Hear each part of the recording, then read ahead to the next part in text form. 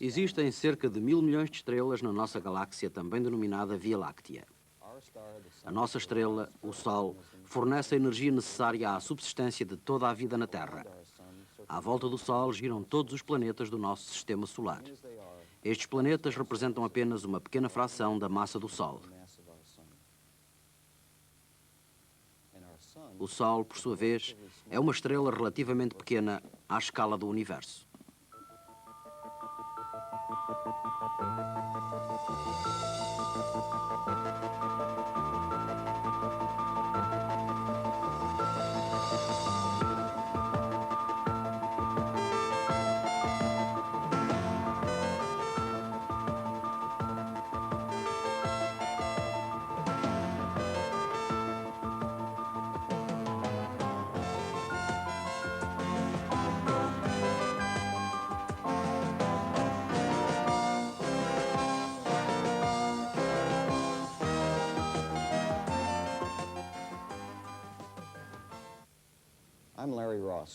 O meu nome é Larry Ross. Sou diretor dos programas espaciais no Centro de Investigação Lewis, em Cleveland, Ohio, e vou ser o apresentador de uma série de 13 programas sobre o Sistema Solar.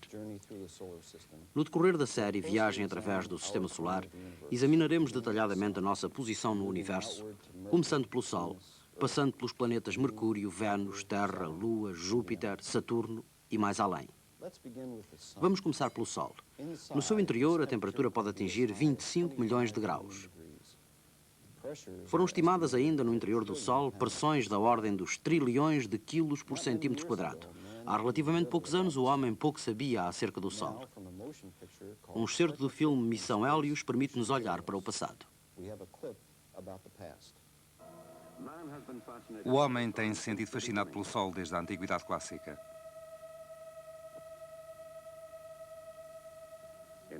Nas Ilhas Britânicas, os druidas construíram um misterioso monumento dedicado ao Sol. No Egito era venerado e a sua passagem diária era santificada. O povo maia oferecia sacrifícios humanos ao Deus Sol.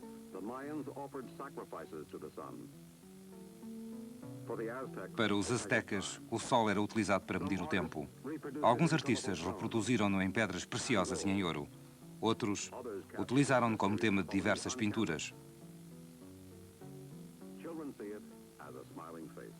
As crianças representam-no como uma cara sorridente. Em alguns locais do continente africano, o Sol pode ser responsável por enormes devastações.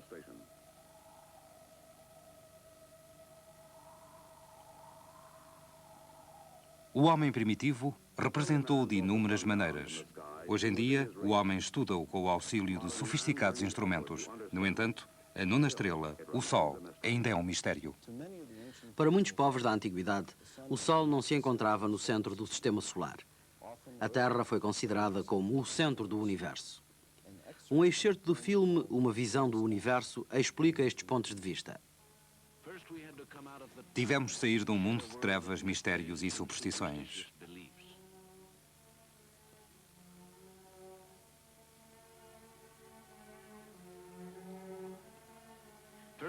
Tivemos de conquistar o céu para ocupar a posição que nos competia. O centro da criação.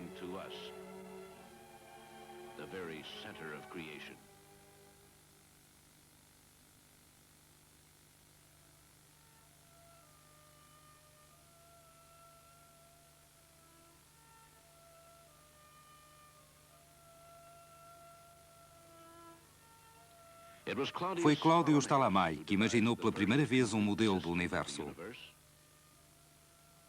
Ptolemy, que viveu em Alexandria por volta do ano 200 a.C., afirmou que a Terra é o centro do universo. O Sol e os planetas giram à sua volta em órbitas circulares. Para além dos planetas encontra-se a esfera celeste, que contém as estrelas e gira igualmente à volta da Terra. Não é surpreendente que Ptolemy tenha colocado a Terra no centro do universo. Esta concepção era-lhe imposta pela imagem que os gregos tinham do homem. O povo grego amava e respeitava o corpo e a mente humana. Os gregos acreditavam que o homem era perfeito. Foi por este motivo que os deuses gregos foram criados à imagem e semelhança do homem, e foi igualmente por isso que a Terra foi colocada no centro do universo.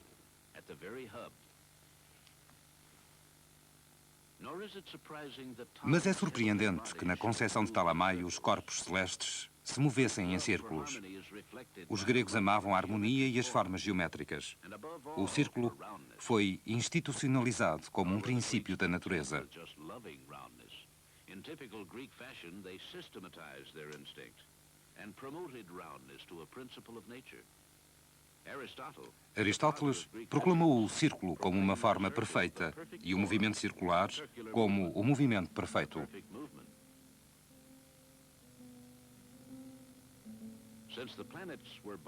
Como os planetas eram corpos celestes de natureza divina, só podiam movimentar-se em círculos. Isto, para o povo grego, era tão óbvio que se tornou na lei suprema da sua astronomia. A contribuição de Talamai não foi somente importante por ter aplicado a filosofia grega na interpretação do universo. Ela foi sobretudo útil pelo facto de ter associado a essência do pensamento e cultura grega à experimentação e à observação. Hoje em dia sabemos que os planetas, asteroides e cometas giram em volta do Sol. Sabemos igualmente que a nossa estrela é um grão de areia numa praia infinita. Existem tantas estrelas que na realidade não as podemos enumerar.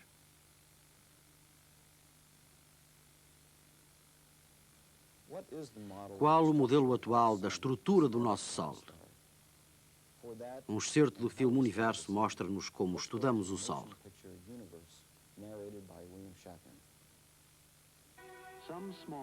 Algumas estrelas de pequenas dimensões não viajam em companhia de outras estrelas.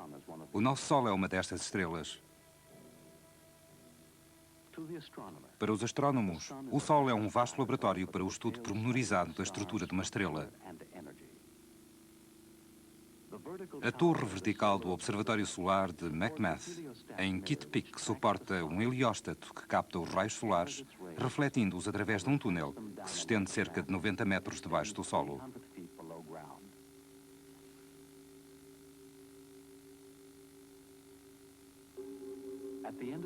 No final do túnel, a imagem do disco solar é projetada numa sala de observações, onde todas as mudanças da superfície solar são estudadas. Um outro espelho projeta os raios solares para um espectroscópio, um instrumento que refrata a luz por ordem de comprimentos de onda do violeta ao vermelho, o espectro visível.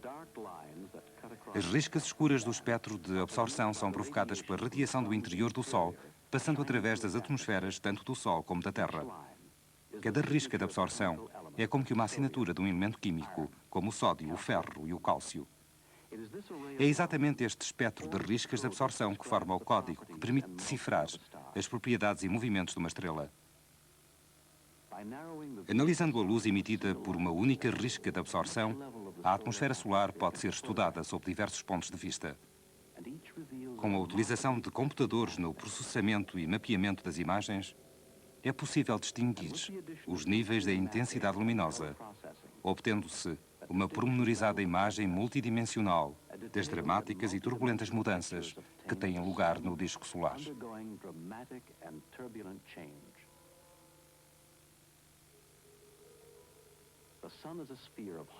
A grande maioria da luz que recebemos do Sol provém de uma fina e brilhante camada que define a sua fronteira visível, a fotosfera.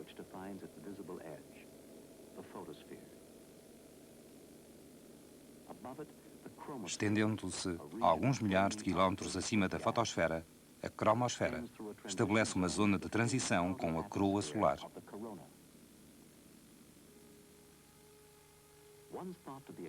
A coroa solar, considerada durante algum tempo como uma camada da atmosfera lunar relativamente calma, revelou-se como uma região muito ativa, onde têm lugar mudanças de larga escala e enorme turbulência, e temperaturas da ordem dos milhões de graus.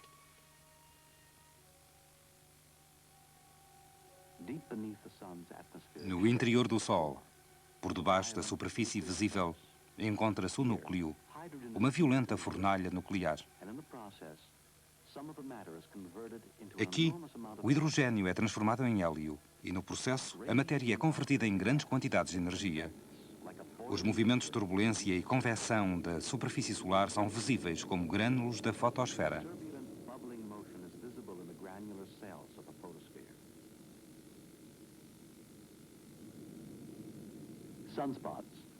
As manchas solares, regiões de intensos campos magnéticos, surgem no disco do Sol e podem desaparecer em algumas horas ou persistir durante meses num misterioso ciclo de 11 anos.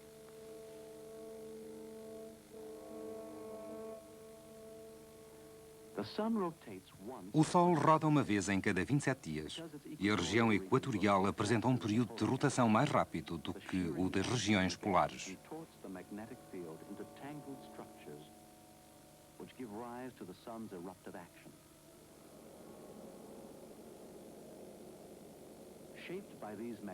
As protuberâncias solares são constituídas por enormes jactos de gás que podem atingir alturas acima da cromosfera, superiores a 500 mil quilómetros.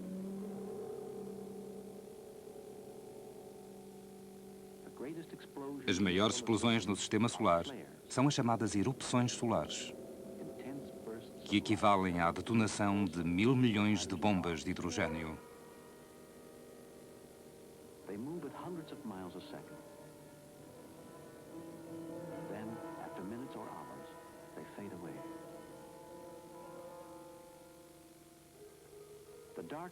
As erupções solares aparecem como aumentos súbitos no brilho de áreas próximo dos grupos de manchas solares e duram desde dezenas de minutos até algumas horas. As zonas mais escuras observadas no disco solar são buracos na coxa solar que podem contribuir para um melhor conhecimento do interior do Sol e podem ainda ser uma fonte do vento solar que pode afetar mesmo os planetas mais afastados. Na Terra, o efeito destes acontecimentos solares são bem visíveis quando as auroras boreais iluminam o céu do Ártico e quando as comunicações rádio são perturbadas. O Sol é uma estrela média e de meia idade. No entanto, gerará calor e luz durante mais alguns 1.000 milhões de anos, como o fez nos últimos 5 milhões de anos. O Sol domina os movimentos de todos os elementos do sistema solar. Partes do filme passado anteriormente são baseadas em dados recolhidos durante as 3 missões do Skylab. Estas 3 missões, realizadas durante os anos 70, contribuíram mais para o conhecimento do Sol do que toda a anterior história da humanidade. Alguns telescópios foram montados a bordo do Skylab. A última tripulação de 3 astronautas passou cerca de 3 meses no espaço e, durante grande parte deste tempo, observando o Sol e realizando milhares de fotografias. Eis mais um excerto do filme Hélios. A NASA deu um grande passo em frente na exploração solar através do seu programa Skylab. Só na sua espetacular missão em junho de 1973, o Skylab enviou cerca de 25 mil fotografias do Sol. Os astrónomos pensam que o Sol brilhará durante mais 5.000 milhões de anos. A sua energia é criada a partir da fissão nuclear, mas pouco se sabe ainda acerca da sua superfície. A investigação da nossa estrela é vital no controle do ambiente físico do nosso planeta. Uma melhor compreensão do Sol pode ajudar-nos a lidar com inúmeros acontecimentos ameaçadores e perigosos. Durante as erupções solares, as agulhas das bússolas e os aviões podem descontrolar-se. As comunicações rádio podem ser cortadas. A previsão das referidas erupções poderia evitar algumas tragédias. Tempestades, tornados e furacões poderiam ser previstos se se compreendesse melhor alguns aspectos da física solar. A missão Hélios é um avanço importante na exploração da atividade solar. Importantes dados recolhidos a bordo do Skylab foram-nos enviados, pois diversos telescópios e outros instrumentos foram transportados para fora da atmosfera terrestre. Muitas das observações efetuadas pelo Skylab são impossíveis de realizar da superfície da Terra devido à interferência da atmosfera e da sua absorção de determinadas regiões do espectro. O Dr. Tandsey explica o funcionamento do espectroscópio usado pelos astronautas do Skylab no estudo da região ultravioleta do espectro solar. Aqui podemos ver uma pequena fração de 3 espectros. Nesta escala, o espectro inteiro teria aproximadamente 30 metros de comprimento. Este instrumento é tão poderoso que pode separar cerca de 100 mil comprimentos de onda distintos no ultravioleta. Qual o significado de todas as riscas escuras que observamos no espectro? Cada átomo produz a sua combinação de riscas espectrais, tal como cada um de nós possui impressões digitais diferentes.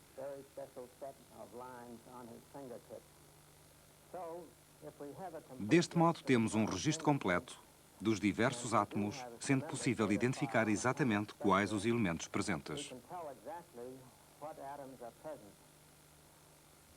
Mais ainda, através do estudo da intensidade das riscas e das suas espessuras, podemos dizer quais as condições prevalecentes no Sol no momento da observação.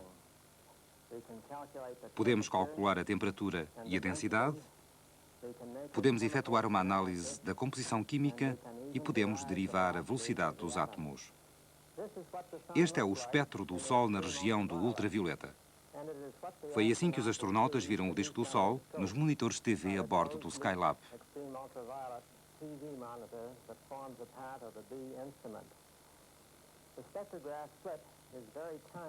A fenda do espectroscópio é muito estreita. Podemos observar diversos fenómenos.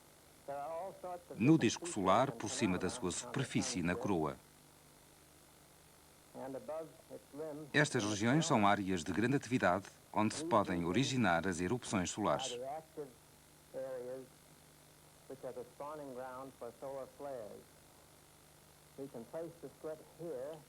Podemos colocar a fenda neste local, deslocá-la em diversas direções, explorar o espectro da região e, com alguma dose de sorte, capturar uma erupção solar. Ou ainda deslocar a fenda até este curioso anel brilhante que circunda o Sol, com o intuito de estudar o bordo do disco solar. Movimentando a fenda para o exterior, pode-se investigar as mudanças verificadas na atmosfera solar até uma distância de cerca de 800 km, do mesmo modo que os meteorologistas estudam a atmosfera terrestre com o auxílio de balões sonda. Por que motivo fazemos tudo isto? Porque ainda não compreendemos inteiramente as causas das enormes quantidades de energia irradiada pelo Sol. Na atmosfera exterior do Sol, a coroa solar tem uma temperatura de 1 milhão de graus, mas no interior desta, a bordo do disco solar, encontra-se unicamente a 4.000 graus. Todos sabemos que as transferências de calor se fazem do quente para o frio e nunca no sentido inverso. Ainda mais misterioso é o ciclo solar. Felizmente o Sol é, na maior parte dos casos, constante. Mas na região ultravioleta do espectro e na região dos raios-x, precisamente as regiões estudadas a bordo do Skylab, o Sol não é de modo nenhum constante. Na região dos raios-x, cada 11 anos, a atividade solar alterna entre valores muito baixos até valores muito altos. Hoje, sabe-se que o ciclo solar tem controlado as mudanças climáticas à superfície da Terra desde os tempos pré-históricos. Muitos de nós pensamos que há muito trabalho a efetuar na previsão do tempo. No entanto, o Sol é o objeto celeste mais importante para a manutenção da vida na Terra, pelo que o devemos estudar profundamente. O Dr. Tansey também descreve alguns dos primeiros resultados das missões do Skylab. Apenas alguns milhares de dados recolhidos. Na coroa solar, o disco apresenta-se escuro, registando-se grande parte da atividade solar acima do bordo. As regiões mais ativas do disco mostram todos os tipos de formações, por vezes em forma de arco, sendo clara a influência do campo magnético solar na coroa.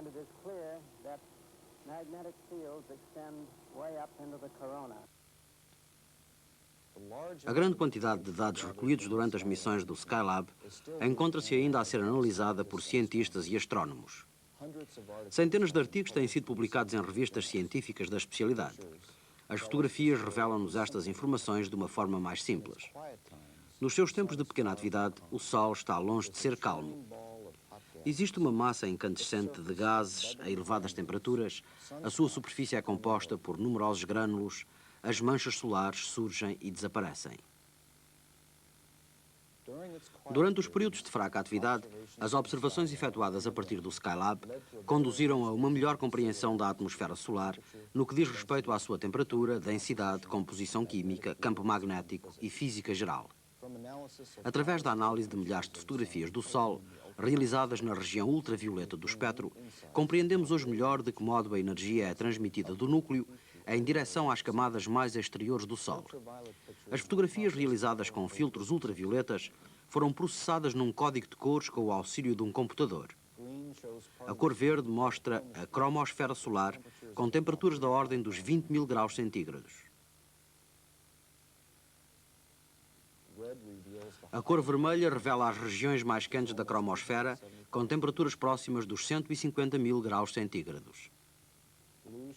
A cor azul mostra-nos a coroa solar com temperaturas da ordem de 1,5 milhão de graus centígrados.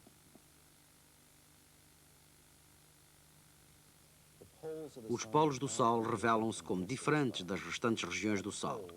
Nos polos, a atmosfera solar prolonga-se em direção ao exterior e existem buracos que perduram durante longos intervalos de tempo na coroa. Nestes buracos, o campo magnético solar é enfraquecido e as partículas que constituem o vento solar podem libertar-se mais facilmente para o espaço exterior.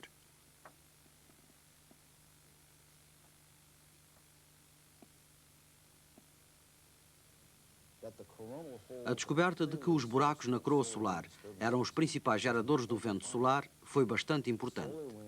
O vento solar afeta as camadas mais altas da atmosfera terrestre.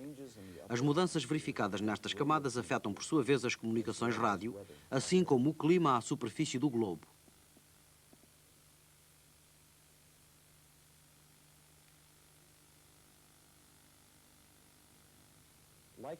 Tal como joias, estes pontos brilhantes salpicam o disco solar nesta imagem na região dos raios X.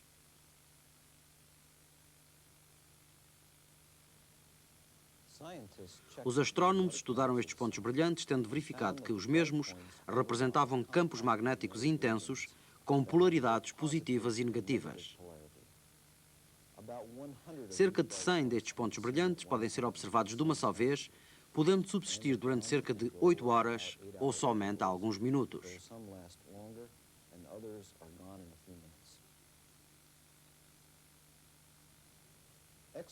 Os raios X são emitidos pelas regiões mais quentes do Sol, pelo que só a coroa é visível. Foram efetuadas quase 60.000 fotografias da coroa na região dos raios X. Os astrónomos compreenderam que a coroa é constituída quase inteiramente de arcos e loops magnéticos.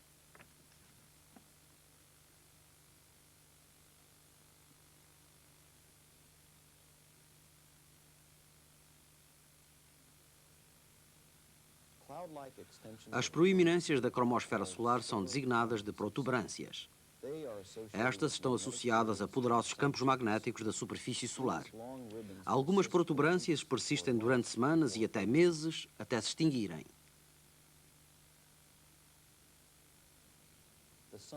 A atmosfera exterior do Sol, a coroa solar, tem um diâmetro de milhões de quilómetros. Um dos telescópios do Skylab permitiu ocultar o disco solar, criando eclipses artificiais. 8 meses de observações com este telescópio foram efetuadas a bordo do Skylab, número consideravelmente superior às cerca de 80 horas de observação de todos os eclipses totais do Sol, realizadas da Terra desde o início do uso de registros topográficos em 1839. A coroa exterior encontra-se em contínua mudança. O Sol pode ser comparado ao inferno e observamos enormes erupções e explosões. E tudo isto com um pormenor só possível por estas observações terem sido efetuadas a bordo do Skylab, fora da interferência da atmosfera terrestre. Imensas nuvens de material da coroa solar são injetadas pelas erupções e protuberâncias solares. O Sol pode exibir períodos de extrema violência. Aprendemos muito com as missões do Skylab, mas ainda temos muito a aprender sobre a estrela que nos mantém vivos. A NASA planeia lançar em 1986 uma missão internacional para melhor estudar o Sol. O vai-vem espacial colocará em órbita um foguetão Centauro, que mais tarde será enviado em direção ao Sol.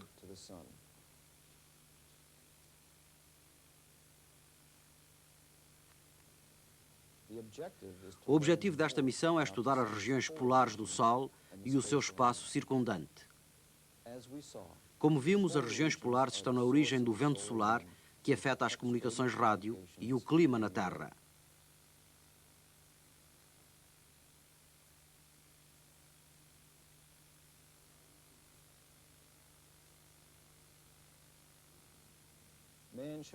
O homem continuará a estudar o Sol para satisfazer a sua incurável curiosidade.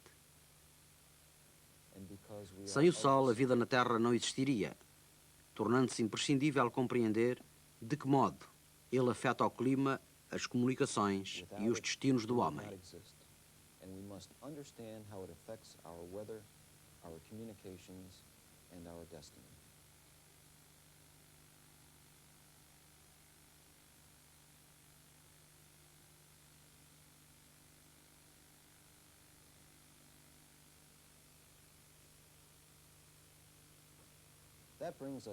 Chegamos assim ao final do nosso primeiro episódio, a nossa estrela, o Sol. No próximo episódio da série de 13 que vamos apresentar, examinaremos pormenorizadamente o planeta Mercúrio, o planeta mais próximo do Sol.